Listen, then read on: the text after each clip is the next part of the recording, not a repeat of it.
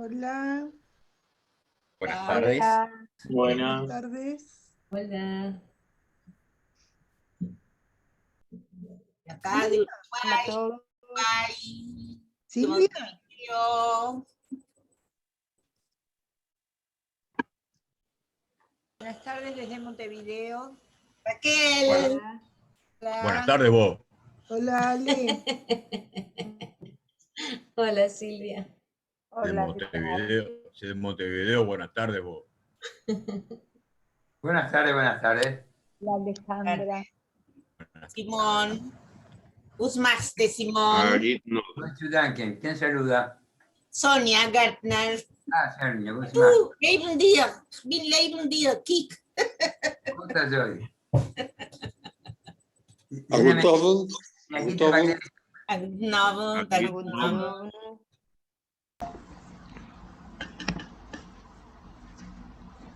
María, siempre ¿estás? Silvia Plessel. Selam Silvia aleyküm. Plessel. Hola Rubén. Silvia Plessel. Soy yo. Rosita, ¿cómo estás? Bien. ¿Vos? No te había conocido. Por el pelo blanco. No, no sé por qué. No me imaginé, viste, que estarías. ¿Cómo estás? Bien, Rosita. ¿Y ustedes? Por suerte, todos bien. Preparando Todo. el casamiento. Como dice mi de hermano, este es un país muy aburrido. Miami. Claro. Porque todo marcha derechito, todo marcha en orden. Hola, Ida y Jorge. Mejor que sea aburrido y no que sea como con Como los el de acá. problemas que estamos acá. Agut no. Hay Halemen. Aida y Jorge. Rosita Vamos a esperar Sandra. 2 minutitos más, ¿les parece? Javeirín. Febre. Judith Elkes. Sí. ¿Quién me habla? Hola.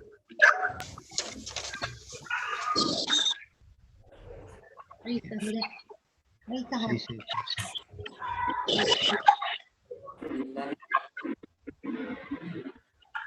Esta parte es muy buena porque la gente se va saludando. Ahora sí. Esta es la que... Lo que dice una grande. Un compromiso sin complicar esto. Darras está también. Estos son los uruguayos. Acuérdense que tienen los micrófonos abiertos. Así que Sí, tiene los micrófonos abiertos y mucha gente tiene Estoy hermanas. mirando, ¿cómo estás? Jorge, ¿está? Ah, bueno, está bien. Bueno, sí, ahora manda Jorge. dejamos los Bueno, micrófonos abiertos besito, para chao. que la gente Sí, no, pero digo saluda. para que se den cuenta que son Quítale. oídos. Claro. Ditos y oídos. Ojo. Mis buquiniris, porque ninguno va a entender. Más hombre que mujer. Raiza. Sonia te saluda. Sonia. Acá. Hola Sonia, ¿cómo andás? Bien, ¿y tú? Bien.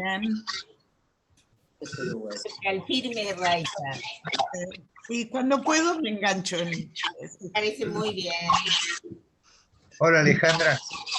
Hola, Benja. Hola. Hola. Bueno,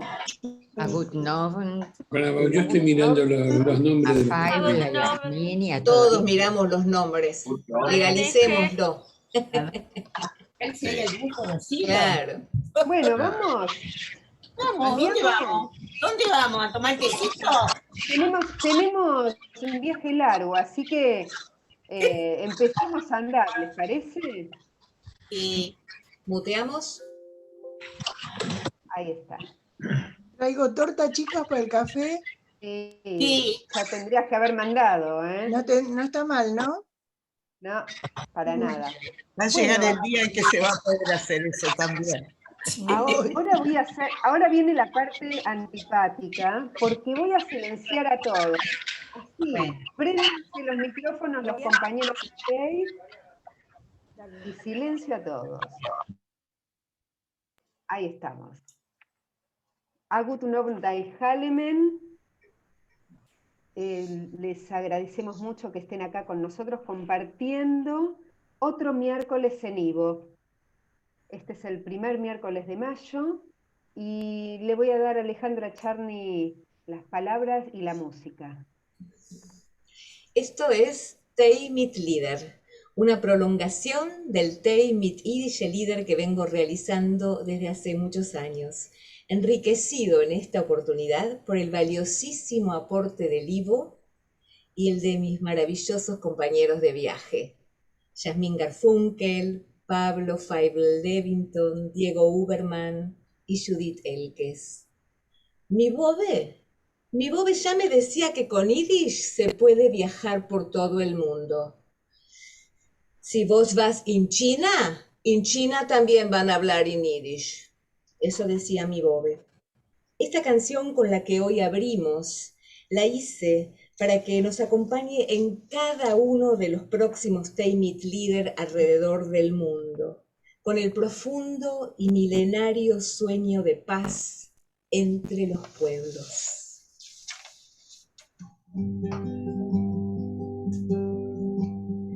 Das ist geschehen in mein täglichen Träumen, hob sich geholem den ganzen Azoi, als ist geben Scholem auf der Welt.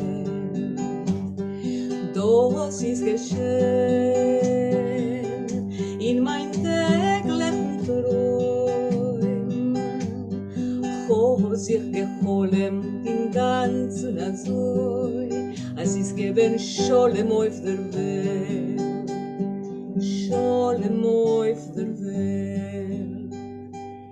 Y yo les paso en este momento la palabra a Feibel y a Diego. ¿Sabés, Ale?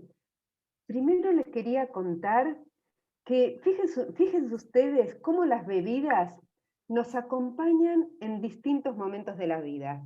¿Vieron que cuando uno dice, bueno, me voy a charlar con un amigo, me voy a tomar un café? Cuando es un lejaim, es vodka. Si es brindis, es champán o es sidra. Una ronda de mate, que es una reunión de amigos, también una cerveza es una reunión de amigos. Y una cena de aquellas, siempre o casi siempre, es con vino. Y el té, ¿vieron qué bebida tan diversa el té?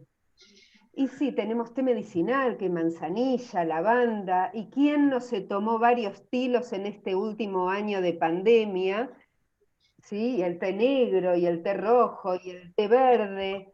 ¿Y por qué elegimos el té como un símbolo de estos encuentros?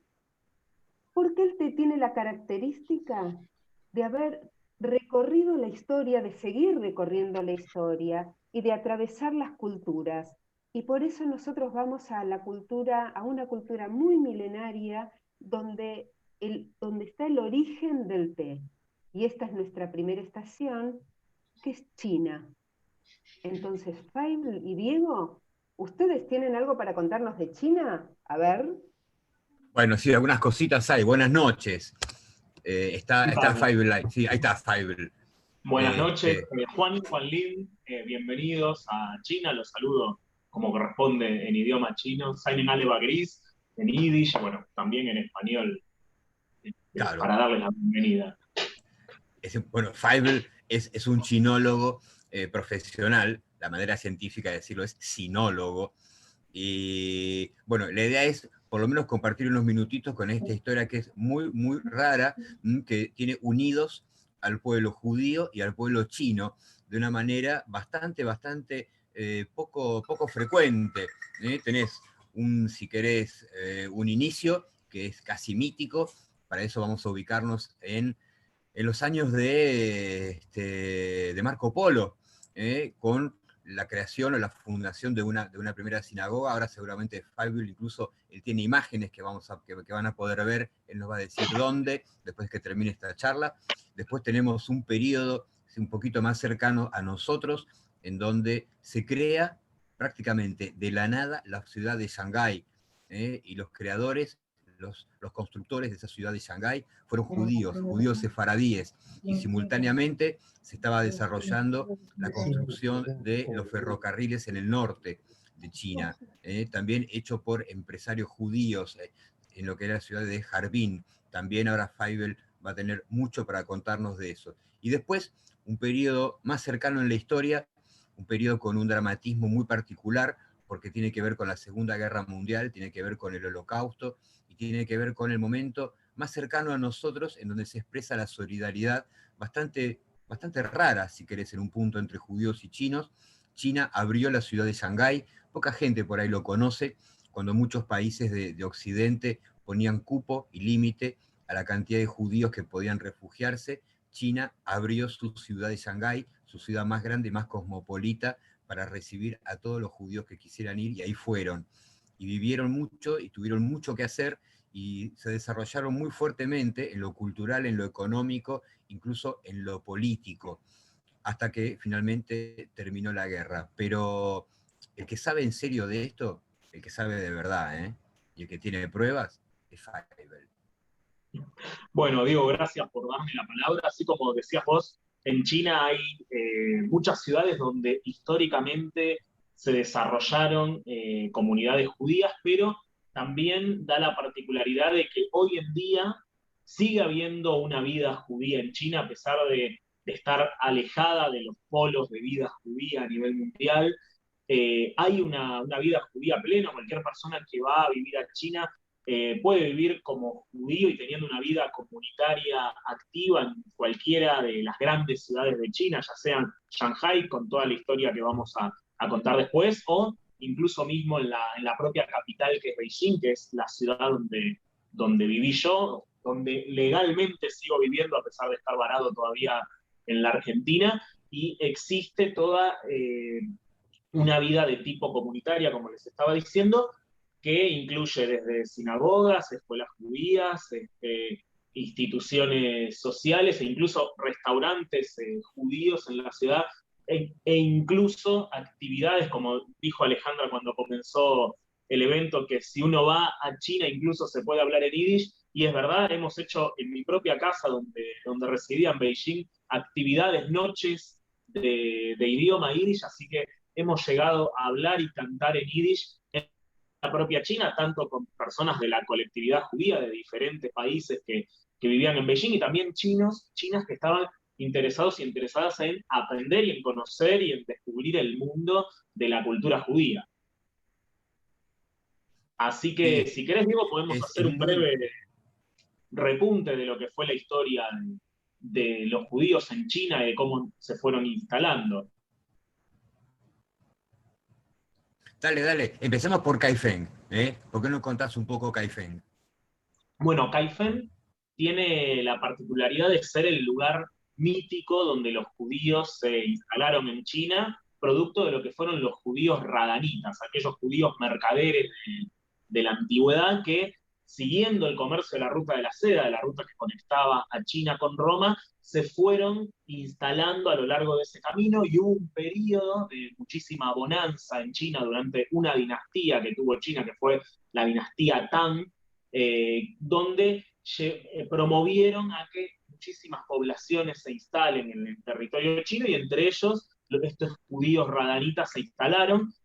Primero en la ciudad de Chang'an, que era la capital de los Tang, que hoy en día es la ciudad de Xi'an, donde están la ciudad famosa por los guerreros de terracota, y luego cuando cambia la dinastía de los Tang, cuando son derrocados y la capital se muda a una nueva ciudad, que es Kaifeng, con la dinastía Song del Norte, se instalan en ese lugar. Estamos hablando alrededor del siglo X de esta era, en el 1000-1100, los judíos se instalan en Kaifeng y tienen una vida judía que recién se empieza a conocer en Occidente a través de los escritos de un jesuita llamado Matteo Ricci, que descubre la existencia de estos judíos de Kaifeng, y tienen la particularidad estos judíos de llamarse en chino Tiao Xiaoqing, que quiere decir la etnia, la religión que le quita el tendón a la vaca. Ese es el nombre que adquieren los judíos, que de esa manera los llaman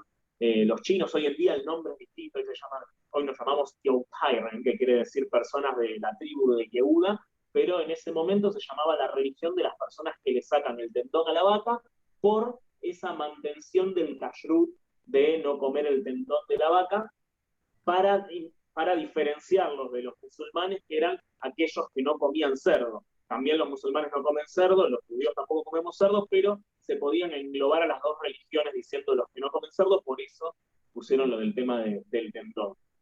Y la comunidad de Kaifeng siguió en China activa hasta mitad del siglo XIX, cuando Kaifeng tiene una inundación que destruye a toda la ciudad y los judíos perdieron todas las pertenencias, la población entera perdió todas las pertenencias en consecuencia de la inundación, y se tuvieron que esparcir por el resto de China, y los pocos que se quedaron se fueron asimilando a las poblaciones locales, por así decirlo. Pero al día de hoy incluso hay personas en la propia Kaifeng que se autoperciben como judíos porque el abuelo les dijo que el abuelo de su abuelo venían de esos judíos de Kaifeng. Bien, estamos ubicados en el siglo X, y después de las sucesivas inundaciones y reconstrucciones. No se escucha. De esa... No sé. ¿Ahí se escucha? ¿Ahí nos escuchamos? ¿Sí? Ok.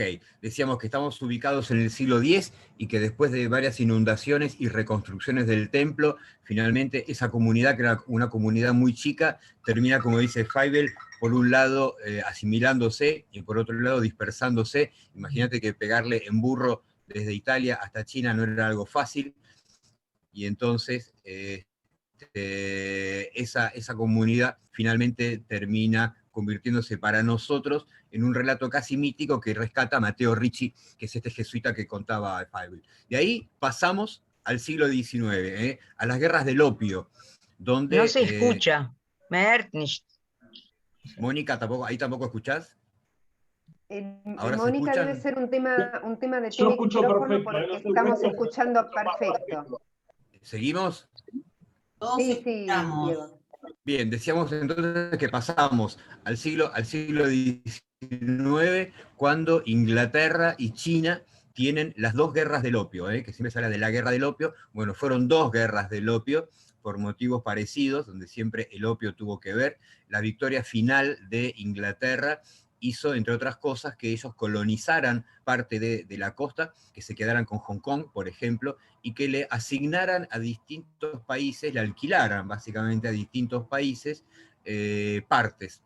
Eso queda todavía, por ejemplo, en Shanghái existe el barrio francés, se lo llama así, no es que a franceses, pero se fue desarrollando.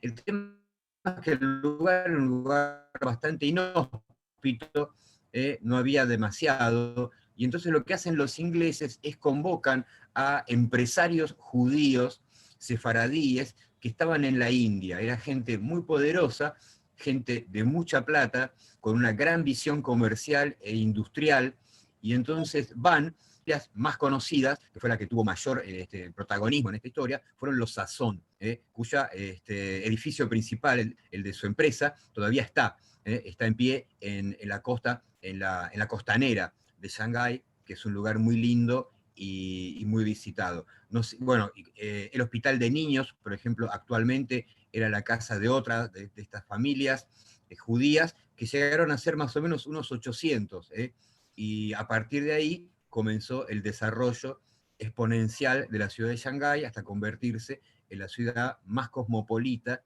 y uno de los mercados mundiales probablemente más importantes de la actualidad. No sé si, Feivel, querés agregarle algo a Shanghái. No, Diego, si te parece, vamos a dar un break, un corte a lo que estamos narrando. Le damos la palabra a Alejandra para que toque alguna canción y nosotros seguimos luego con el segundo bloque. Hermoso. Buenísimo. Quiero contarles que la canción que yo voy a cantar es considerada la primer canción china en yiddish. La historia de esta canción tiene que ver con Yang Meng. Yang Meng es una académica de la Universidad de Beijing que, para preparar su disertación para obtener el doctorado, tenía como tema los judíos en China. Se dio cuenta que para hacer esa disertación necesitaba primero estudiar yiddish y hebreo. Quiero contarles, muchas gracias, que mañana subiremos en la página de Facebook de la Fundación Ivo los videos de Yang Meng cantando estas canciones en yiddish, así que ya lo van a tener para poderlo ver. Entonces ahora de vuelta le paso yo las palabras a los muchachos, ¿ok? Muchachos. Dale, buenísimo. Me parece que sería muy interesante, ya que estamos en Shanghái, ir un poquito más al norte, bastante más al norte, en la época, estamos más o menos en la misma época, y que Fabio cuente un poco el tema de Harbin, o como va a decir él, Harbin. Harbin.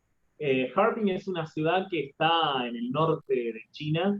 Tiene la particularidad de ser una ciudad, para ser China, moderna, en lo que tiene que ver su inauguración, porque se inauguró en 1898 con la construcción del ferrocarril transmanchuriano.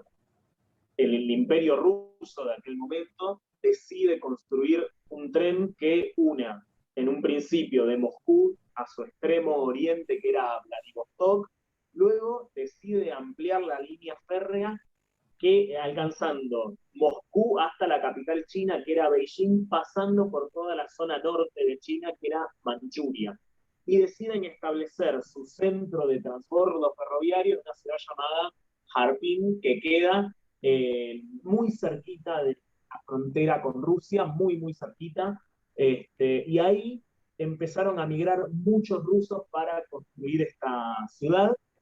Y en esa migración rusa empezaron a sumarse muchísimos judíos que particularmente se iban porque el zar no podía tener influencia en esa zona porque ya era territorio ruso. Si bien la administración del territorio era conjunto entre China y Rusia, el zar no podía perseguirlos, no podía hacer los pogroms en esas ciudades, y por lo tanto los judíos empiezan a correr la bola de que ahí vivían bastante seguros. Luego, en 1917, con la Revolución Soviética, muchos judíos también se empezaron a mudar a Kharkiv, llevando todos los capitales y habiendo instalado muchas industrias que estaban relacionadas con la zona, y que tuvieron una comunidad, aproximadamente unos 20.000 judíos que estuvieron instalados ahí hasta el año 63 como comunidad. E incluso el dato anecdótico de Harbin, que es que el abuelo del propio Olmert, que fue primer ministro, vivió y murió en Harbin, está enterrado en el cementerio judío de Harbin. Yo tuve la suerte de estar ahí, después les vamos a pasar algunos videos para que vean. Tuve la suerte de estar ahí en Harbin y visitar esos lugares que son bastante icónicos. Hoy en día no hay comunidad judía viviendo en Harbin. Claro, es una gran historia. De ahí, si quieren investigar, o quiero por ahí que tienen algún paisano conocido, una de las familias más importantes fue la familia Samsonovich, que tuvo mucho que ver con el financiamiento y la construcción de ese tren que hizo la escala en el Manchukuo, en la Manchuria, que después tuvo que ver con el enorme desarrollo que significa al siglo XX. Nos ubicamos en una realidad más cercana a nosotros, la Guerra Mundial. Hubo judíos desde que comenzó la guerra hasta el final. China atravesaba una guerra civil cuando comenzó la Segunda Guerra Mundial, y en 1941 Japón invadió Shanghái. Y bueno, ya había una comunidad judía muy grande.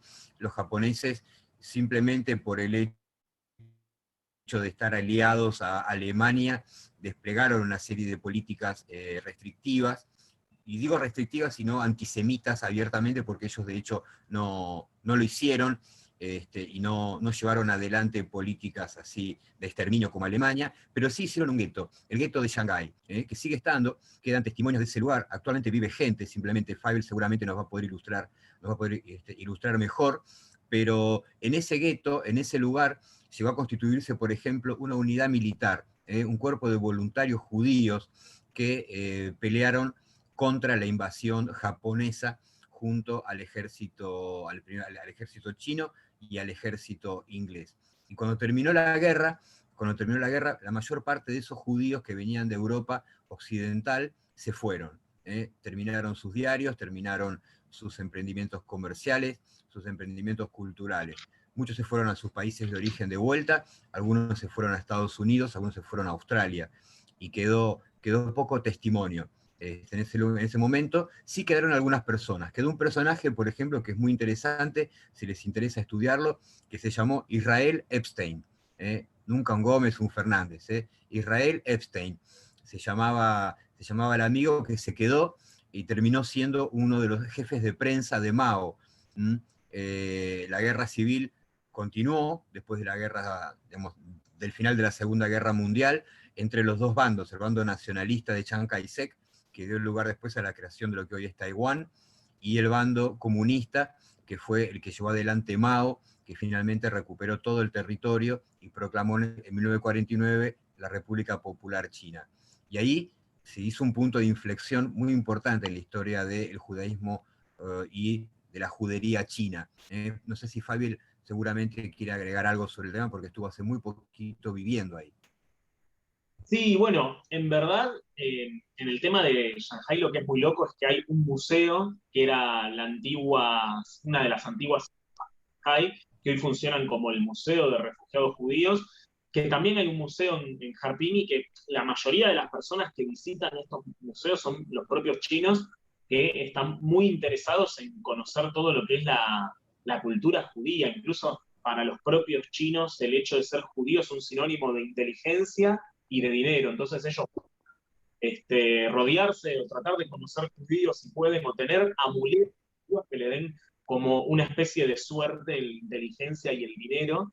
Y algo particular que tiene el tema de Shanghái, el tema del gueto, es que los japoneses no pusieron en el gueto a todos los judíos, sino a aquellos judíos que pertenecían nomás a los países aliados, mientras que los judíos pertenecientes a los países del eje, judíos austríacos, judíos alemanes, podían andar libremente por la ciudad sin ningún problema. Sí, es interesante ese detalle, porque muestra un poquito por dónde venía el tema del gueto, más como un compromiso político con su aliado Alemania, que con una cosa propia que ellos pensaran como sentimiento o como idea de antisemitismo. De hecho, tampoco tenía muros y no era, digamos, no era algo comparable a lo que fue el gueto de Varsovia. Sí, fue un punto de inflexión claramente en la vida de todos estos judíos que vivieron esos años en Shanghái. ¿Sí? Y actualmente hay movimiento, ¿no, Faibel? Sí, actualmente hay mucho movimiento en Shanghái. De hecho, es la ciudad china con más judíos. Hay una población judía que va entre 4.000 y 5.000 judíos viviendo en Shanghái, lo cual es un número bastante importante, por así decirlo.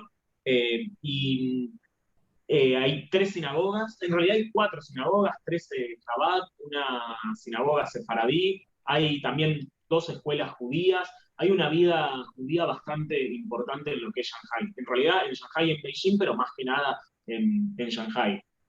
Hay una vida judía muy importante, o sea, todavía se sigue manteniendo. Si bien tuvo un impas de vida judía que fue entre los años de la Revolución Cultural, que fue en los años 60, hasta la apertura en el 78 de China, en esos 15 años estuvo un poco más complicado. Shanghái sigue manteniendo la vida judía en sus ciudades. Podría ser interesante, si querés, para redondear por lo menos, el hecho de que, volviendo a Kaifeng y a algunas pequeñas comunidades de personas que de chinos que se consideran judíos, hubo un movimiento migratorio hacia Israel, así como en su momento pasó con los etíopes de esta etnia falaya, que fueron allá hace varios años, en la década del 70, reconocidos como judíos por Israel y llevados a Israel. Con muchos de estos muchachos chinos pasó lo mismo, y Faibel los vio, te lo dije. ¿Está Faibel ahí? Sí, me quedé clavado yo, me parece.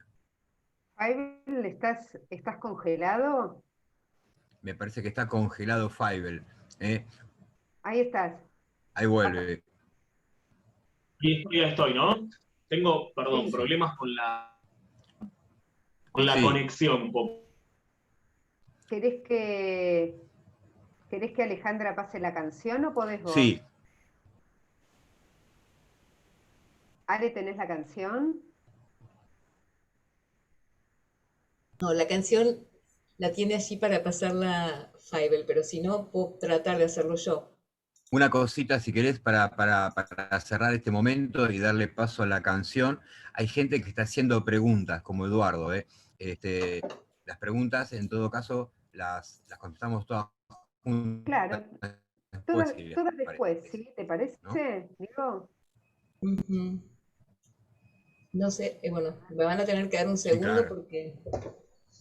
Bueno, mientras hable, mientras vos preparás la canción, les vamos contando lo siguiente respecto de esta canción que se llama Bañar la Luna, que es una canción de María Elena Walsh, y que la grabaron Yasmín, Garfunkel, Alejandra y un compañero que se llama Federico Garber, que lo vi en uno de los cuadraditos por allá.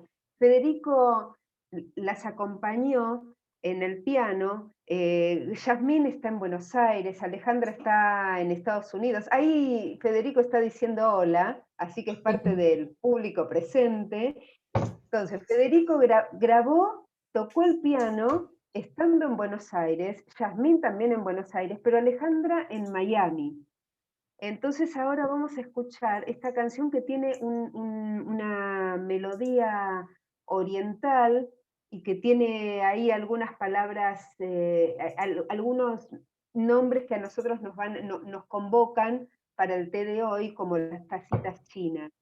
Entonces no sé si Fable o Alejandra pueden Sí, eso es lo transmitir que la quiero ver. canción. Si Fievel lo va a poder hacer porque yo no lo probé acá, pero voy a tratar. Un segundo. También agradecerle a Sergio Lehrer que hizo la traducción. Exacto, colaboró con la traducción Sergio Lehrer, que también está ahí público presente. Ujú. Eso lo nombramos, si no estaba, no lo nombrábamos. Sí, Claro, bueno, tal cual, tal cual. claro. Fable, ¿podés?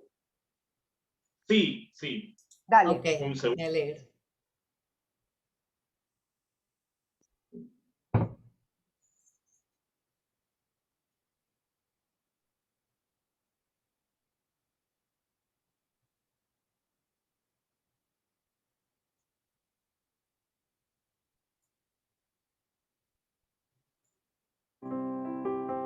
Eindelijk zie wonen, lichtig met ihre Schein.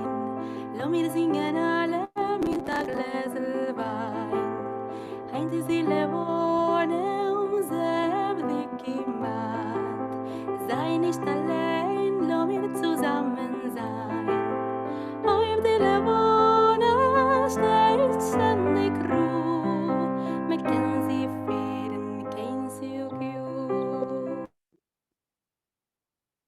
Una baja muy feliz, empolvarse con azúcar la nariz. Ya la luna en puntas de pie, en una tacita china tomate. Que la pesque con una canita de bambú, se la lleva a Siukiu. Ya la luna vino y le dio tos por comer con dos palitos el arroz.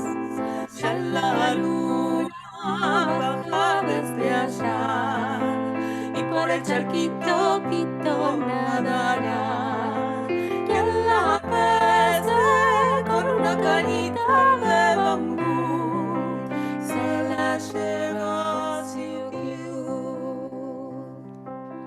Ein Disile wohne, lichtig mit ihr Schein. Lass wir singen alle mit der Gläser Wein. Ein Disile wohne, sehr heftig gemacht.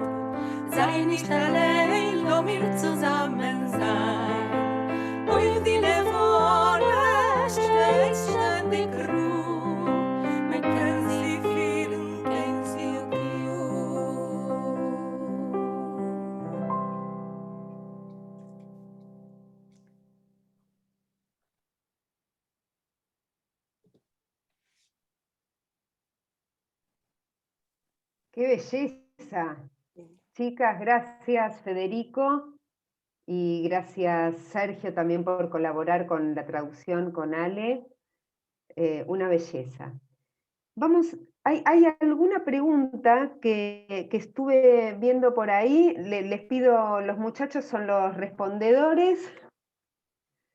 A ver, espérenme un poquito. Esperemos que no se corte esta vez, que se anda medio No, el internet. con una vez es suficiente. Acá Silvia Bialik pregunta, ¿qué se estudia en las escuelas judías de Shanghái? ¿Qué grados hay? ¿Cuántos alumnos? ¿Quiénes son los profesores? Bueno, lo que hay, lo que son escuelas de tipo Yule. Se estudia a nivel primario nada más. Y se aprende cultura judía, traen profesores de Israel para que aprendan toda la parte de judaísmo y de hebreo, y eso es lo que se estudia.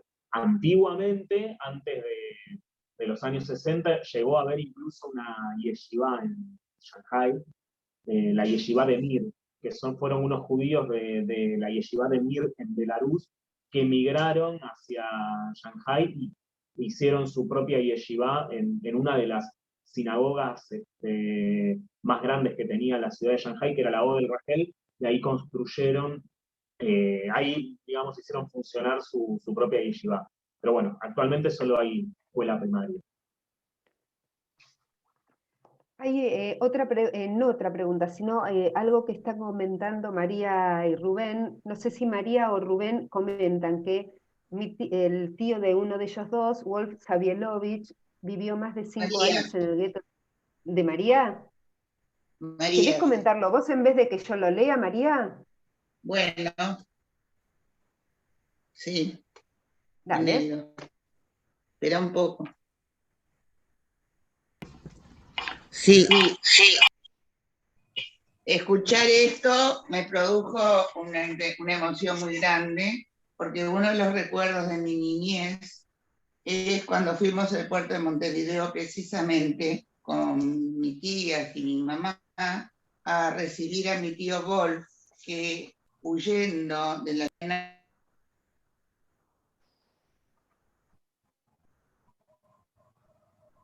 Apagaste el otro micrófono, María. ¿no? Se le interrumpió. Apagaste el micrófono, Claro. María. Se automuteó. Sí, se apagó solo. No, pero yo quiero reactivarlo y no... Y cuando tomó el último tren de Alemania, en el que pudo, con el cual llegó directamente a Shanghái. No sé si llegó con el mismo tren, pero terminó en el gueto de Shanghái y ahí estuvo hasta el final de la guerra. Su vida ahí tuvo sus complicaciones, él contaba las dificultades con las que había pasado, aunque mi primo, el hijo de él, conserva un título expedido por la ORT de China, donde él había terminado un curso. Y cuando terminó la guerra, un poco por la gestión de mi madre y de mis tías, y el Joint y otras organizaciones internacionales, logró venir acá y en el año 47 se reunió con su señora y sus 2 hijos, que también en la huida habían huido a Londres. Y después de Londres vinieron acá y en noviembre del 47 también asistí emocionada en el puerto de Montevideo al reencuentro de esa familia y a la emoción de mi tío que vio por primera vez al nene, porque mi tía se había ido embarazada, y a la hija que de niñita chiquita la encontró una señorita. Y además, siempre motivada por Shanghái, estoy tratando de acordarme, pero no me puedo acordar, leí un libro escrito por una, creo que era de Bulgaria, de Bulgaria, en el cual ella contaba todas las peripecias que habían tenido en el gueto de Shanghái. Y si bien es cierto lo que planteó, lo que se planteó acá, que obviamente no tenían punto de comparación con los guetos, no había exterminio, no había que se llevaran, la vida era para ciertos sectores muy dura. Y muchas gracias porque ese recuerdo me conmocionó muchísimo. Muchas gracias. A vos.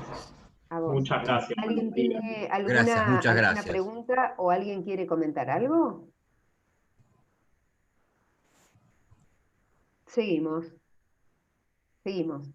Diego y Fable, ¿quieren decir algo más? No, podemos mirá. agregar. Adelante, No, Pablo. Quería decir, si nos da el tiempo para hablar, podemos llegar a estar 3, 4 horas sin problema nosotros. Así que Sí, ya nos pasó. pasarnos esto. Ya nos pasó. Claro. Está Sí. bien. Miren, les queremos contar lo siguiente, que entre tantas cosas y tanta gente que conoce Fable alrededor de China, él encontró una mujer china, bueno, a raíz de los programas que él hace para la televisión china, más otras cosas también, encontró una mujer china que nos grabó especialmente para nosotros, o sea, especialmente para este momento, para el Thai Meat Leader, la ceremonia del té. ¿Cómo hace el pueblo chino la ceremonia del té? Todos los pueblos tenemos rituales, tenemos ceremonias, pero el tema del té con el pueblo chino es muy fuerte. Entonces, dura aproximadamente 10 minutos y yo les pido lo siguiente, que presten atención la ropa que ella tiene puesta, la mesa, cómo tiene preparada, todos los elementos, lo que ella va diciendo, a quién está dirigida la ceremonia del té, cómo se recibe, cómo se prepara, y por sobre todas las cosas, tengamos en cuenta y que vaya todo nuestro agradecimiento, o sea, de todos los que estamos acá, hacia Ángela, por haber grabado este ratito para nosotros en este encuentro de dos pueblos. Fable, creo que vos tenés la grabación, así que prestemos atención y aprendamos y sepamos qué es lo que pasa con esta ceremonia. Perfecto. Ahí le damos play. Hola, queridos amigos, ¿cómo están? Mi nombre es Ángela Chung y hoy vamos a compartir la ceremonia de té. El té se origina de China y tenemos una historia milenaria de té. Al comienzo de todo, el té tenía un origen medicinal. En la historia china tenemos a un personaje muy importante que se llama Shen Nong, que no solamente en la cultura de té, sino que también en la medicina tradicional china es muy conocido porque dicen que es dios de los agricultores, dios de la agricultura, que gracias a él, el pueblo chino, pudimos aprender a conocer de distintas plantas medicinales y también se dice que el té fue descubierto por Shen Nong. Y siempre se dice que tomar bebida de temperatura natural, tibia, caliente, nos hace bien. Y los chinos somos de tomar, nos encanta tomar sopa caliente, té caliente durante todo el año, no importa si es verano, invierno. El hecho de preparar el té es un honor para el anfitrión. Cuando invita a los amigos, tenemos que agasajar. Y es una muestra de respeto, es una muestra de cariño, es una muestra de como atesorar a los amigos invitados, ¿no? Entonces muchas veces el dueño de la casa prepara, busca, elige el mejor té que hay en la casa para compartir y crear ese momento y un ambiente relajado y armonioso, ¿sí? Con una buena compañía, con buen sabor, con buen aroma para disfrutar, ¿sí? Cuando un amigo chino te invita a tomar té chino, significa que el amigo está abriendo no solamente la puerta de la casa para recibirte, sino que también está abriendo la puerta del corazón para aceptarte como un amigo más, ¿no? Porque los chinos somos más tímidos. Entonces, el té es una herramienta y un elemento donde podemos establecer esa unión de hacer nuevas amistades, ¿no? Así que el té chino siempre está presente con los amigos, obviamente, con la familia, con nuestros seres queridos, en las fiestas chinas, Año Nuevo chino, en las comidas, las celebraciones de cumpleaños, de casamientos. Pero también, cuando uno está solo, podemos disfrutar del té, y el té es un buen acompañamiento porque durante la historia china nosotros tenemos muchas obras, relatos o también de la poesía, que han mencionado el acompañamiento del té. Así que el té durante toda la historia milenaria china fue un buen compañero de nuestra humanidad, ¿no? Así que hoy queremos compartir lo lindo que es el té chino. Y bueno, para preparar el té nosotros necesitamos los elementos. Como para preparar mate es importante tener la bombilla, el vaso, ¿no? Lo mismo para té chino. Generalmente preparamos el té con la tetera de barro cocido, ¿sí? Este es una tetera muy pequeño, ¿sí? Del tamaño de un puño de mano, pero se puede preparar este té para invitados. Generalmente tenemos una tetera de infusión, que es la tetera principal, que siempre es el protagonista de la mesa, ¿sí? Y luego tenemos una tetera secundaria que sirve para servir el té una vez infusionadas, que después les voy a mostrar. Tenemos un cuenco de exhibición donde vamos a colocar el té antes de infusionar. Y este es un té set de vajillas de té básico. Luego están los cuencos que acompañan este juego. Generalmente para la ceremonia de té los cuencos son pequeños, de este tamaño, ¿sí? Y se dice que es pequeño porque la ceremonia de té se trata de disfrutar el proceso y no solamente de tomar solo para saciar la sed. Entonces todo muy lento y en pequeña cantidad para disfrutar y poder volver a repetir. En la mesa generalmente tenemos una bandeja, ¿sí? Acá tenemos una bandeja pequeña que es una caja de bambú, ¿sí? Que muchas veces la bandeja casi como una mesa, ¿sí? Y tiene la función de retener el líquido cuando nosotros realizamos la ceremonia de té, y puede quedar el agua adentro de la bandeja porque durante la ceremonia de té tenemos muchos pasos donde necesitamos echar agua y hacer la limpieza y purificación de las vajillas, ¿no?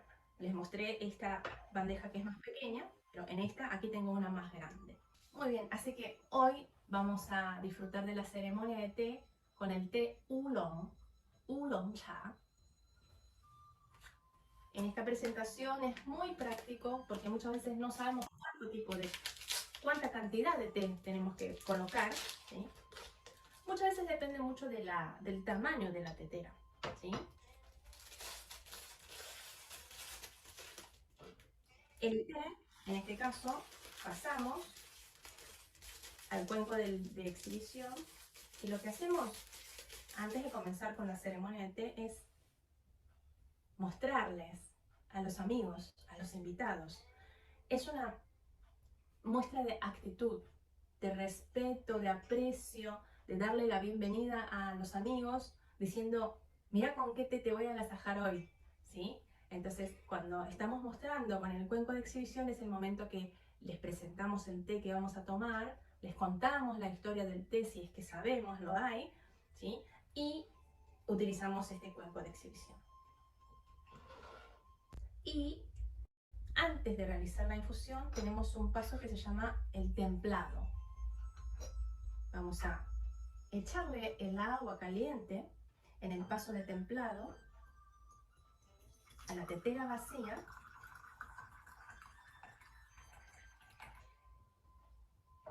Antiguamente los hombres observaban el vapor, ¿sí? Para saber la temperatura. Luego el agua que echamos caliente para levantar la temperatura del cuerpo de la tetera va también a la segunda tetera para templar. Este paso de templado tiene como objetivo limpieza, higiene. Antes era un ritual muy sagrado, entonces era un paso de purificación. Antiguamente las personas que realizaban la ceremonia de té eran hombres, maestros de taoísmo, ¿no? Maestros de la casa, el anfitrión de la casa. Y antes se bañaba, porque uno tenía que ser purificado, limpio, demostrando el respeto a la ritual que iba a realizar, ¿no? Bueno, luego de haber pasado en la tetera de servicio, también pasamos en los cuencos que vamos a servir en este caso, para templar, para darle la temperatura, porque este tipo de té necesita de temperatura. Una vez ya templada la tetera, vamos a pasar los tés directamente en la tetera, donde podemos colocar directamente las hojas de té, directamente de esta manera. Durante el procedimiento de la ceremonia de té, no tocamos alimento, ¿sí? Porque tiene que mantenerse limpio, higiénico, no contaminamos, ¿sí? Vamos a colocar entonces el agua en la tetera para la infusión. Y el agua le echamos lento y finito. En chino dice, la amistad puede ser finito, pero largo y duradero, sin que se corte. Muchas veces la mesa de la ceremonia es la presencia de amistad, ¿sí? Amigos, seres queridos, ¿sí? Y ahora cuando hacemos la infusión de té, es muy importante. A diferencia de té inglés o té occidentales, que tal vez se deja la infusión muchos minutos, para el té chino es muy cortito tiempo. Con que la cantidad de té que colocamos y la temperatura del agua está bien caliente y la cantidad adecuada para el tamaño de la tetera, con que infusionemos entre 40 segundos, 50 segundos a 60 segundos, está bien, ¿sí? Así que mientras tanto, ya voy echando el agua que habíamos utilizado para templar los cuenquitos. Ahora, una vez que infusionamos en la tetera, y supongamos que ya pasó 50 segundos, ahora sí pasamos lentamente a la tetera de servicio. También acá, largo y finito y despacio. Aprovechamos para sentir el aroma, utilizamos nuestros sentidos para ver el color de la infusión, nuestro olfato para sentir. De esta manera sabemos si para echarle lentamente para que esté un tiempito más en la infusión de tetera, o si ya está listo el té, echamos rápido, ¿sí? Entonces uno tiene que estar prestando atención, el corazón y la mente en la mesa, dedicando al té para que después el té sea más rico para poder servir a los amigos. Entonces ahora sí, de esta tetera servimos cuenco por cuenco. Una de las cosas que no podemos hacer es llenar muy lleno. Con que llenemos unos 60 a 70% de cuenco, ya está bien. Esto fue todo. Los pasos para preparar el té en la ceremonia de té. Muchas veces lo hacemos en silencio y los amigos invitados lo aprecian con un acompañamiento de la música. Hoy lo hice contando paso por paso para que puedan entender de qué se trata. Y una vez preparado el té, les servimos a los amigos. El anfitrión mismo también puede probar y disfrutar del té. Tomamos el té en varios sorbitos. Si se puede en 3, porque el carácter saborear en chino, que se llama pin, saborear el té, pin cha, justamente se escribe con 3 bocas. Significa que algo rico hay que disfrutarlo despacito en varios bocados. Y antes de tomarlo tenemos que sentir su aroma, apreciar el color del licor, porque cada tipo de té tiene distintos colores de infusión. En este caso el té oolong es dorado amarillo. Y luego, después de haber disfrutado el aroma y el color, vamos a tomar.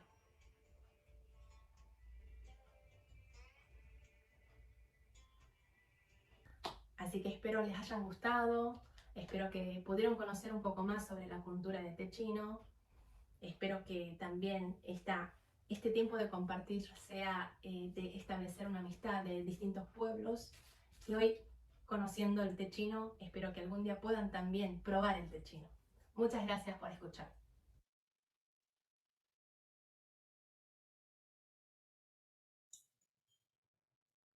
Qué maravilla, qué lindo, qué lindo. Parecía que Ángela estaba ahí con nosotros, aunque ninguno de nosotros está con nosotros en este momento, pero bueno, parecía que era un cuadradito más y que estaba en el mismo momento. Muy emocionante. Yo quiero recordar que en general en los Tay mit Yiddish Lieder y también en nuestros Tay mit Lieder vamos a retomar una tradición que era cerrar con una canción de cuna, con un Wieglied, con un lullaby. Canciones de cuna también hay en todo el mundo. Todos fuimos cantados para dormirnos, si tuvimos suerte. Así que en este caso, a través de Fievel, conocimos esta canción. ¿Qué quiere decir exactamente Moliwa, Fievel? Moliwa quiere decir jazmín, flor de jazmín. Ah, bueno, casualmente tenemos una flor de jazmín acá también entre nuestros integrantes. Fue una maravillosa coincidencia. Así que, Jazz, ¿vos nos vas a cantar la canción?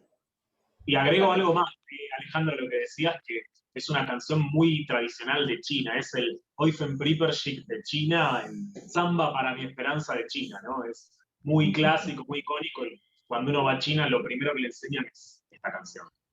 Ok. Antes de que la cante Jazz, quiero decir porque yo después voy a cantar una versión en yiddish que armé, no es una traducción, es una versión libre pensando en una canción de cuna. Y otra vez Sergio Lehrer tuvo la gentileza y el tiempo de sentarse conmigo y corregir y pensar algunas frases mejor dichas. Así que dale Jazz cuando quieras. Bueno, antes de empezar quiero decir que me alegro mucho de estar acá compartiendo esto con ustedes. Así que, una vez dicho esto, ahí voy. Dice así.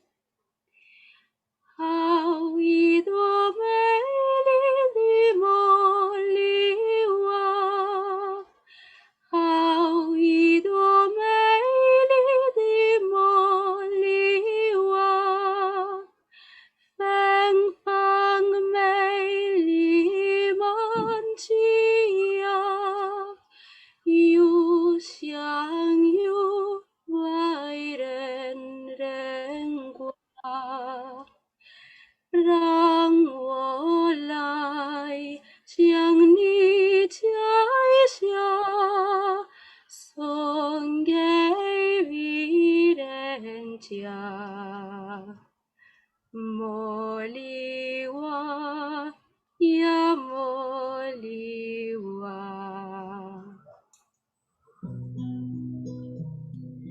Es ist so spät in der prächtigen Nacht. Es ist schon spät in der prächtigen Nacht. Der Jasmin schmeckt hat uns verbracht. Schlaf mein Feierchen, schlaf sich ein, schlaf gesund, schlaf bei Nacht. Morgen wird sein, Geschmack. Schlaf sich ein, schlaf sich ein, schlaf sich ein.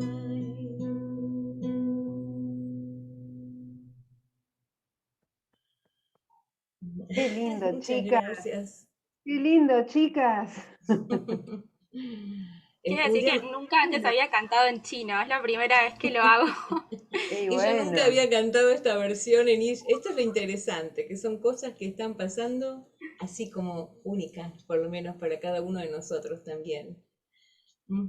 Así que después nos contarán si ha dado buenos resultados para dormir esta noche. Eso nos deben la información, por favor. ¿Judy? Sí, bueno, yo diría, a ver qué les parece. Primero vamos a invitarlos, el próximo TEI es el primer miércoles de junio, que la verdad que no me fijé qué fecha es, pero el primer miércoles de junio. 2 de junio, ok.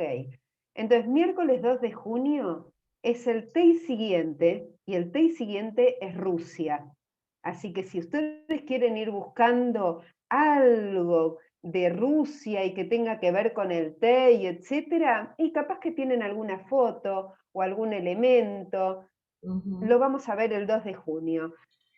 Pero hagamos lo siguiente, terminemos este TEI así como lo empezamos. ¿Qué les parece? Hay la canción esa, Ale, que vos cantaste al principio, que la vamos a ir cantando ahora con música china, en Rusia con música, o sea, nos vamos a tener que aprender la canción para cantarla en cada TEI. Así, resumido, es eso. Entonces, ahora Ale la va a cantar. Cuando Ale termina de enseñarla y de cantarla, vamos a prender los micrófonos y cantamos todos juntos. Ahora Ale. Exactamente, exactamente. Así que esto es lo que les conté antes. Esto pasó en mi sueño diario. Soñé que había paz en el mundo. Así que la canción dice así, se las canto una vez, ¿ok? Das ist geschehen in mein täglichen Träum, hob sich geholen in ganzen Azul, als ist geben Scholem auf der Welt. Se los canto otra vez, cuando ven la K y la H es das ist geschehen in mein täglichen Träum, hob sich geholen den ganzen Azul, als ist geben Scholem auf der Welt. Así que ahora sí abran los micrófonos, no tengan miedo de equivocarse, porque la consecuencia de estar cantando juntos algo en estos tiempos vale cualquier equivocación. Así que adelante, ¿están listos? Abran los micrófonos, amigos. Abran los micrófonos. Abran. No tengan miedo, no tengan miedo. Ahí vamos. Dosis geschehen in mein täglichen Träum, hob sich geholen den ganzen Azul, als ist geben Scholem auf der Welt. Y quiero ver la imagen. Yo lo cambiaba. Y abrir el micrófono.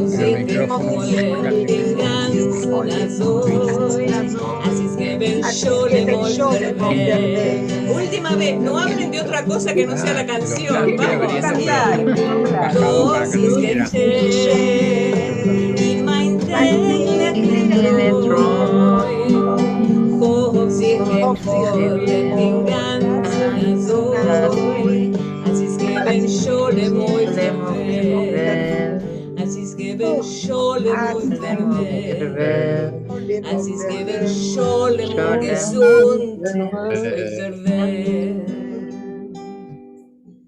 Dani de Habert es un Habeirim, Adank Aich Alemen, los invitamos el miércoles que viene a otra actividad de Ivo Singeray, de la mano de Marisa Malchiodi. Nos volvemos a encontrar el miércoles que viene y cada uno de los miércoles en todas las actividades de Ivo. Y acuérdense de la canción de Cuna dentro de un rato. Coman primero si están en Argentina, en Montevideo, etcétera, etcétera. Comen y se van a dormir con la canción de Cuna. Akush, Aihalemen.